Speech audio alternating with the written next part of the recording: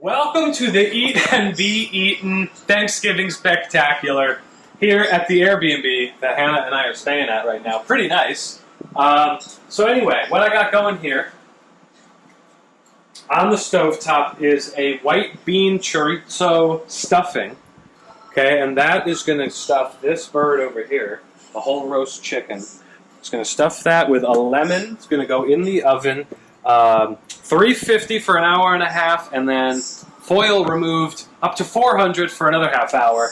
And that is going to have a white wine thyme bath. And also right here, I'm going to tuck underneath the skin this parsley, butter, olive oil, and smoked paprika mixture. And what that's going to do is not only keep the meat moist, but it's going to crispen up. The fat in the butter is going to crispen up the skin when we crank it up to 400, and it's going to be very delicious. Okay, and so the paprika is going to kind of pull out the flavors from the stuffing, from the chorizo, which also has that. And then, and that's pretty much our bird right there. And then we're going to have a gravy in the pan from the drippings and the wine and the thyme, and we'll reduce that to a nice gravy. And then we're also going to do today a side kind of appetizer, mushroom risotto. And so I've got 4 different kinds of mushrooms for this. We've got, so first of all, the meat of our dish is going to be cremini and white button mushrooms. And we're going to take all the white button mushrooms and we're going to give them a rough chop. And we're going to do that with 2/3 of the cremini.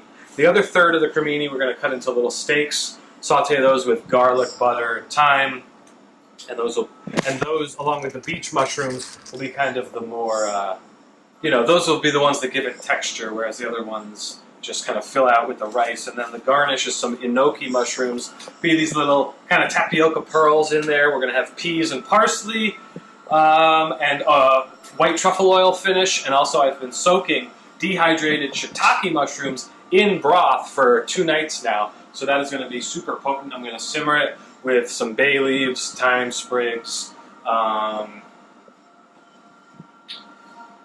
Maybe that's it. And that's going to be a beautiful dish. Parmesan. White wine, of course. Pinot Grigio. We've also got here some Ocala Station honey apple cinnamon bread, which Hannah's mom brought over, and that should be really good. Stay tuned on the Eat and Be Eaten Thanksgiving Spectacular.